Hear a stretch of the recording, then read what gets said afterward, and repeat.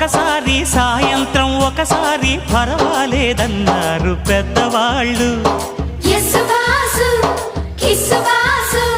సావిట్లో ఒకసారి సందిట్లో ఒకసారి చలి కాగాలన్నారు చిన్నవాళ్ళు. కొక్కరో బంగారు కోడి ముద్దడితే ముదిరింది వేడి. పిల్లగో చూశాని నాడి అదిరింది కన్నెబాడి. గుట్టుగా దోపిడి చెయ్యనా గుమ్మడి తాళలేను తీపి రాపిడి. నిన్నేమడగను ఎట్టాడగను ఒకసారి ఒడిలోకి రారమ్మని.